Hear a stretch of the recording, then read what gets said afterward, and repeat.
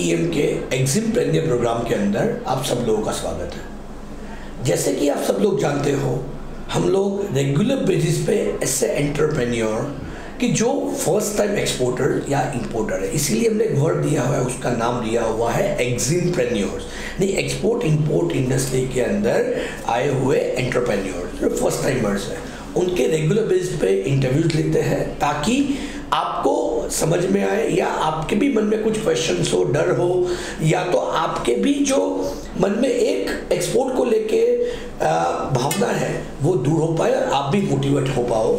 उसके लिए ही हम ये प्रोग्राम करते हैं। हमारे बहुत सारे एपिसोड हो चुके हैं अब तक। अगर जो लोग फर्स्ट टाइम व्यूअर्स है या जो पहली बार देख रहे हैं, उन सब लोगों से गुजारिश है कि एक बार बहुत सारे वीडियोस देखिए जहाँ पे आपको भी कंटिन्यूस बेसिस पे मोटिवेशन मिलता रहेगा एक्सपोर्ट को लेके, कि कैसे उन्होंने अपनी स्ट्रगल लाइफ की और फिर भी एक्सपोर्ट करने को लेके डटे रहे और भारत का नाम पूरी दुनिया में रोशन किया। सो आज के ऐसे ही हमारे एग्जिमप्रेन्योर है मिस्टर हर्ष पटेल करके है, जो महसाना से हैं।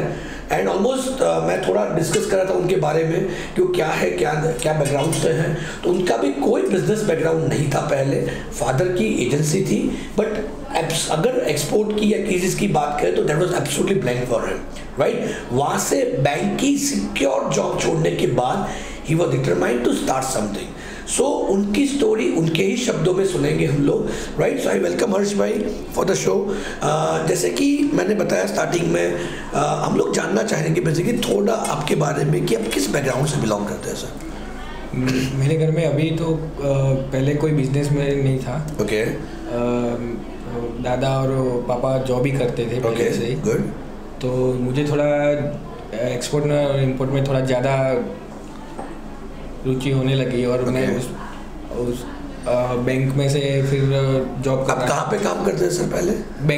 बैंक में काम करते। बैंक की जॉब छोड़ के you decide to start export business. Any particular अगर मैं जानना चाहूँ तो क्यों ऐसा स्टार्ट सोचने का कोई कारण एक्सपोर्ट इंपोर्ट का? एक्चुअली मैं जब बैंक में जॉब कर रहा था तो मेरे कलीग थे वो जो रेमिटेंस डिपार्टमेंट में काम कर रहे थे। ओके। तो उनके साथ मेरा उठना बैठना था। ओके। तो वहाँ से मुझे थोड़ा एक्सपोर्ट के बारे में पता चला कि यहाँ से आगे आप कैसे एक्सपोर्ट करते हो, कैसे उसका पेमेंट आता है क्या। तो उसमें से थोड़ी रुचि बढ़ी और फिर मैं एक्सपोर्ट में थोड़ा रस लेने लगा। तो it is very important to understand कि जैसे आपने बताया कि आप एक अच्छी रेप्यूटेड बैंक के अंदर काम करते थे, सिक्योर जॉब थी, और जैसे मैंने आपसे इंटरेक्शन भी किया, एग्जीक्यूटिव से लेके सीनियर लेवल पे पहुँचने वाले शायद उस बैंक के पहले कर्मचारी थे, राइट।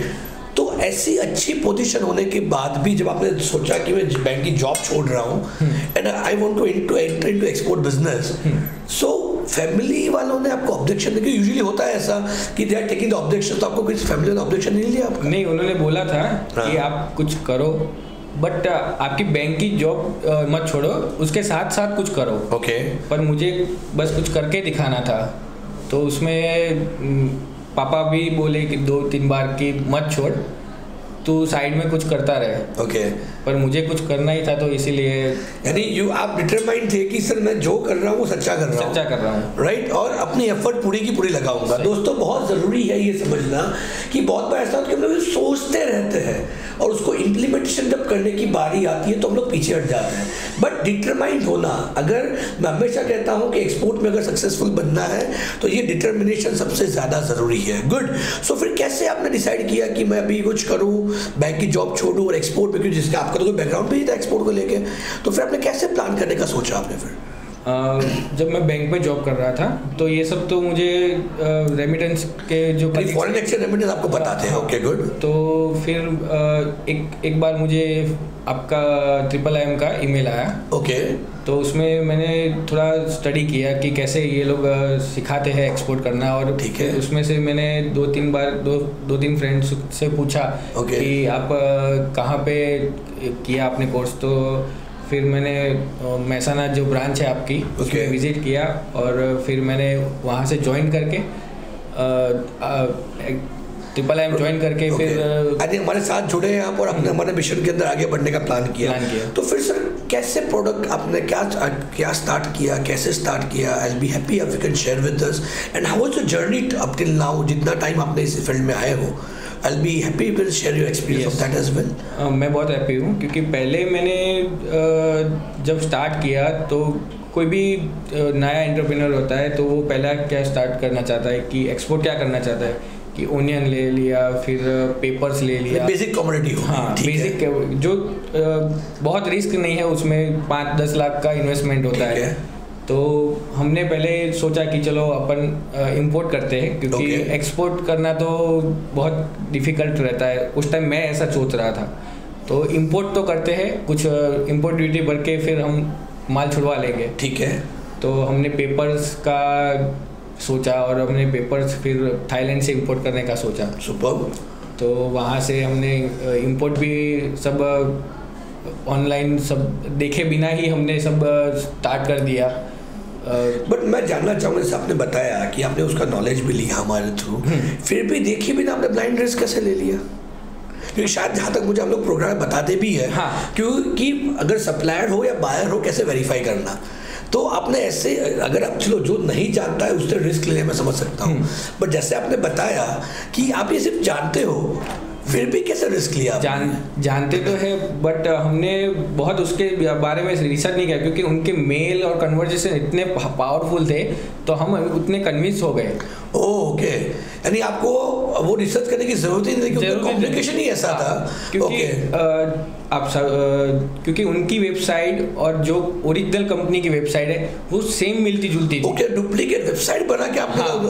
ओके, फिर उन्होंने हमारे साथ कन्वर्सेशन किया, उन्होंने सैंपल भी भेजा आपको। हाँ। ओके। और उसी कंपनी का सैंपल भेजा जो कंपनी जो ओरिजिनल कंपनी थी। ओके। तो सब उसमें हमको बहुत ट्रस्ट हो गया कि ये सही बंदा है। फिर हमने थोड़ा पैसे भेजने स्टार्ट किए, 30% भेजा, 40% भेजा। फिर मेरे दिमाग में कहाँ से आ गया कि क्रॉस वेरिफिकेशन तो होना ही चाहिए इसका। सही बात है। तो फिर मैंने थोड़ा सर्वे किया मार्केट में कि ये मुझे 60 रुपये में क्यों ही दे रहा है, क्योंकि बाहर 115-120 में चल रहा है। A4 साइज पेपर की बात कर रहे हैं, ठीक है। तो क्यों ये 60 रुपये में मुझे बेच रहा है? तो मैंने सब जगह रिसर्च किया तो पता चला कि वो लोग फ्रॉड ही है, क्योंकि दूसरे लोगों भी ने भी यहाँ वहाँ से किया था, इंपोर्ट किया था, तो उनको भी माल नहीं मिला था अभी तक। ठीक है। तो फिर मैंने मेरे फ्रेंड्स है जो बैंक में है, तो उनसे पूछा तो उन्होंने बोला कि चल एक काम करते हैं, अपन DNB का रिपोर्ट आता है, ठीक है, तो उससे अपन कंफर्म करवा लेते हैं। चलो ठीक है, तो अपन जाते हैं और बैंक में कंफर्म करवा लेते हैं। तो हमने रिपोर्ट करवाया तो उन्होंने ना बोल दिया कि इस कंपनी के साथ आप कोई भी डीलिंग मत कीजिएगा। ओके। फिर हमने वहीं से पेमेंट स्टॉप करवा दिया आपने। तो फिर आपको डर नहीं लगा कि सर इतना सा पेमेंट तो कर चुका था मैं और पेमेंट नहीं आया मेरा? देखो दोस्तों, ये बहुत ज़रूरी है कि सिस्टम जानने के बाद भी उसको प्रॉपरली अप्लाई करना। अगर मैं गलत नहीं हूँ, ये आपको जब 70% पेमेंट करने के बाद सूझ जाकर रिसर्च करूँ, इसीलिए मैं हर एक वीडियो में कहता हूँ सबसे ज़्यादा फोकस आप प्रोडक्ट और मार्केट नॉलेज के ऊपर करो, प्रॉपर रिसर्च करो, उसके बाद ही आप काम करो, क्योंकि इंटरेस्ट मार्केट में फ्रॉड चाहे कम है बट है, क्योंकि ये बहुत ज़रूरी है वो सिस्टम को प्रॉपर्ली फॉलो करना। अगर आपने उनको फॉलो नहीं किया है तो ये गलती होनी है। हाँ, ठीक है। फिर आपको ऐसा लगा कि अगर उससे प्रॉपर आप सिस्टम सीखे थे, हाँ, बट वो प्रॉपर्ली फॉलो नहीं किया था। ठीक है। फिर ECGC और आपने जैसे बताया था आपके क्लासेस में कि आप वहाँ की जो एम्बेसी, इंडियन एम्बेसी होती है, उनसे कंफर्म कीजिएगा। हाँ जी। तो फिर हमने उनसे मेल पे कन्वर्सेशन किया और उन्होंने बताया कि ये आंसर आ गया उनका। हाँ, क्योंकि बहुत बार ऐसे लोग कहते हैं कि एम्बेसी में मेल डालते जवाब नहीं देते। नहीं, उनको 2-3 बार हमने रिमाइंडर किया। फिर पहले कमर्शियल विंग के जो थे, ठीक है, उनसे बात हुई। हाँ, फर्स्ट ऑफिसर थे, उनसे बात हुई तो वो आंसर नहीं दे रहे, तो फिर मैंने CC में उनके जो सीनियर्स थे उनको रखा। ठीक है। उनको भी रखा। तो फिर उनका जवाब आ गया उनका कि उनके साथ आप कन्वर्सेशन कोई भी मत कीजिए और ये सब फ्रॉड है, ये सब ये थाईलैंड से नहीं होता है। हाँ। वो लोग घाना से या अफ्रीकन कंट्री से ठीक है, फ्रॉड करते हैं। ओके। तो फिर आपको ऐसा एक्सपीरियंस हुआ, पहला ही आपने ट्राई किया, तो आपको डर नहीं लगा कि यार अब तो यार एक्सपोर्ट कर नहीं सकता मैं? थोड़ा डर गया था, तो फिर 6 महीने तक मैंने कुछ किया नहीं, डर गया था। आई एम श्योर ये शायद बहुत सारे व्यूअर्स को ये चीज़ हुई होगी कि पहली बार ऐसा एक्सपीरियंस हुआ, दूसरी बार करने की हिम्मत नहीं होती। Right, that same story happened with you only. तो फिर वापस कैसे इंकरेज हो कि नहीं अभी तो कुछ करना चाहिए ऐसा?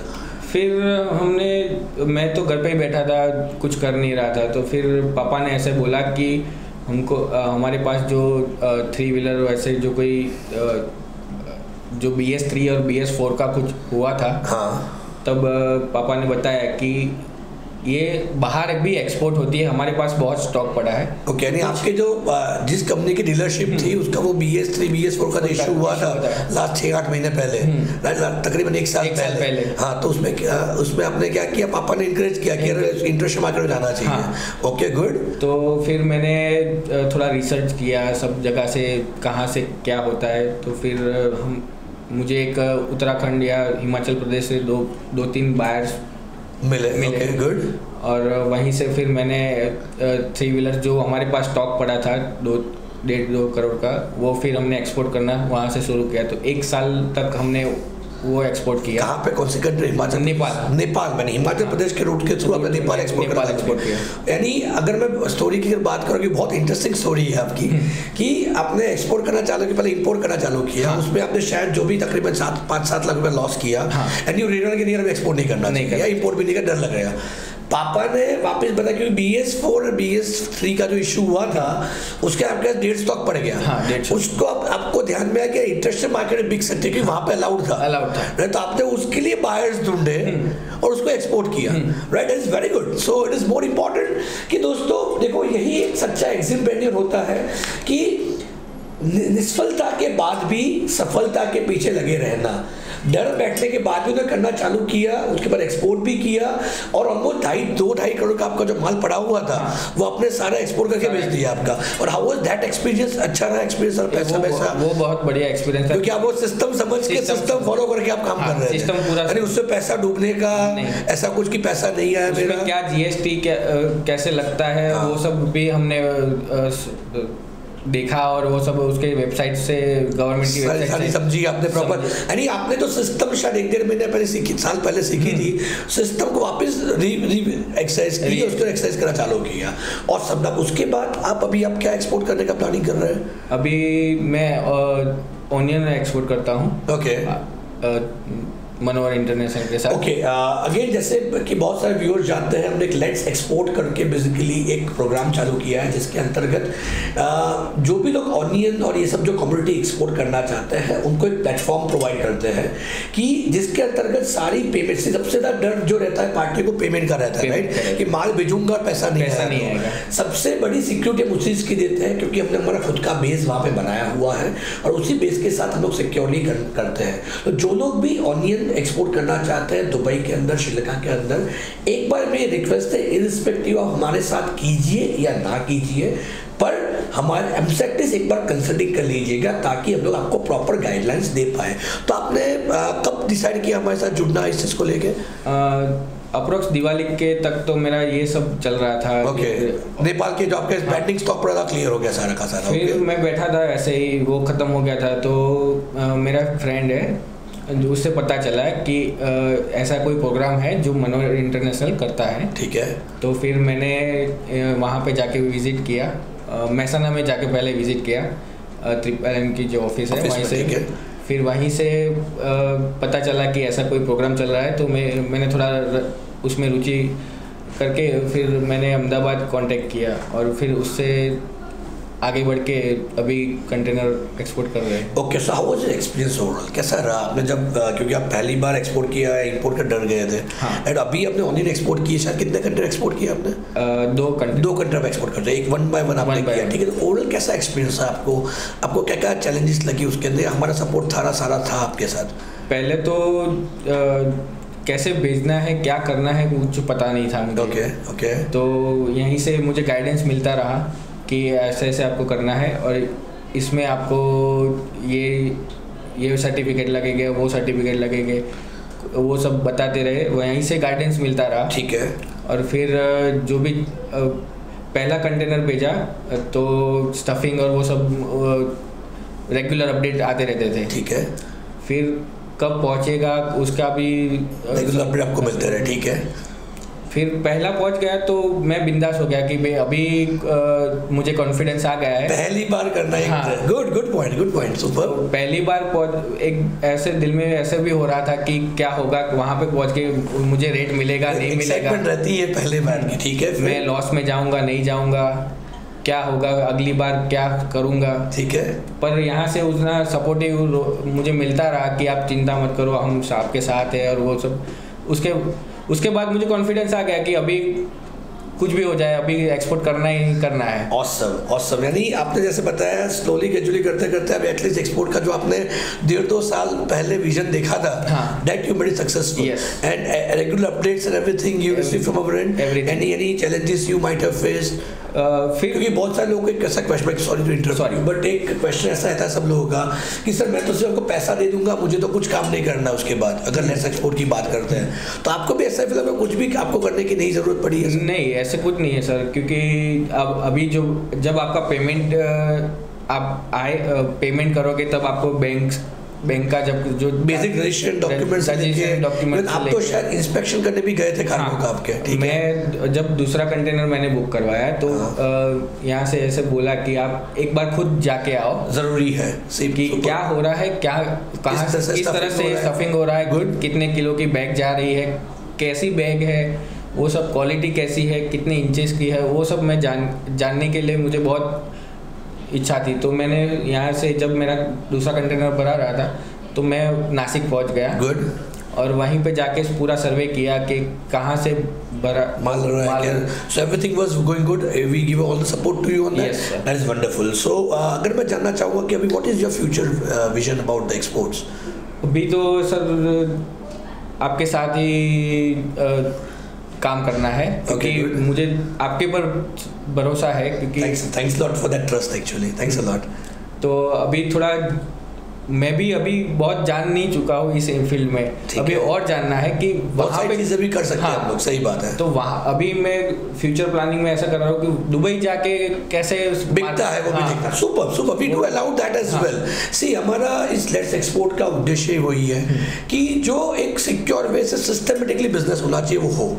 आप चाहते हो जैसे नासिक गए आप चाहते हो दुबई जाके आपके सामने कैसे बिक रहा है वो देखना है, that also you can check it out from your end only, but important part कि सिक्योर वे से बिजनेस होना, that is our first priority, that's what we work upon. Okay, so हमारे जो भी दर्शक है उनको आप कुछ मैसेज देना चाहोगे कि एक्सपोर्ट करना चाहिए? क्योंकि बहुत सारे लोगों को अभी भी ऐसा डर होता है कि मैं एक्सपोर्ट करूंगा ये हो जाएगा वो हो जाएगा, क्योंकि आप तो ऑलरेडी लॉस भी कर चुके हो एक्सपोर्ट करने के बाद, तो क्या मैसेज देना चाहोगे आप उनको, लग रहा है उनको?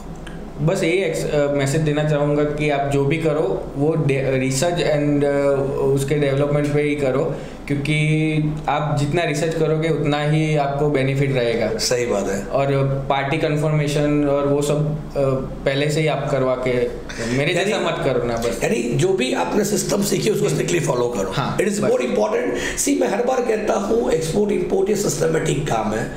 अगर आपने वो सिस्टम को फॉलो नहीं किया, जैसे उन्होंने बताया अपने एग्जाम्पल में कि थाईलैंड में उन्होंने ऑर्डर इंक्वायरी आ गई साइटिस करके बायर के बहकावे में आ गए, इंस्टेड ऑफ बायर के बहकावे में आने की बजाय अगर सिस्टम को फॉलो करो, पहले ही उन्होंने इंडियन एम्बेसी में ईमेल डाला होता, राइट शायद, राइट, तो ये चीजें होने से पहले ही आपको आपको ये जो लॉस हुआ वो नहीं होता। लकी इनफ कि एटलीस्ट उनको बात की सिस्टम पता एकदम से ख्याल है कि सिस्टम तो जानता हूँ मैं, उन्होंने फॉलो किया, उसके कारण शायद आपका बाकी का 70% पैसा बच गया, राइट। अगर मैं बात करूँ वो भी तकरीबन 8-10 लाख रुपए का बच गया पीछे देने वाला पैसा, राइट, वो भी एटलीस्ट वो रिकवर कर पाए। बहुत जरूरी है दोस्तों कि ये सिस्टम समझना और ये सिस्टम समझने के बाद उसको स्ट्रिक्टली फॉलो करना। सो मेरी आप सब लोगों से गुजारिश है, सिस्टम को समझिए, उसके हिसाब से काम कीजिए। हमारा जितना भी सपोर्ट बनता है हम आपके साथ हैं।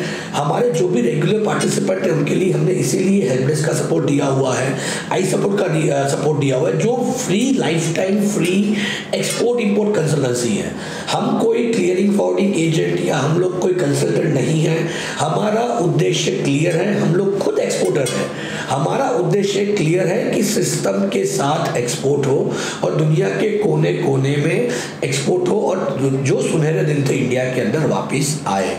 So I sincerely thank Harsh Bhai for coming down and sharing your experience. It was wonderful to have you over here in the program कि जहाँ पे बहुत सारी नई नई चीज़ें जानने को मिली, and I'm sure व्यूअर्स को भी बहुत अच्छा लगा होगा.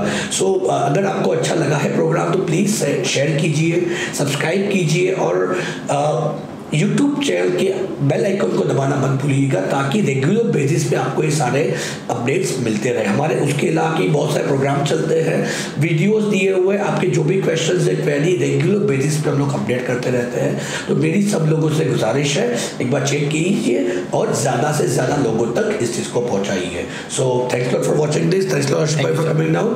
जय हिंद, जय भारत.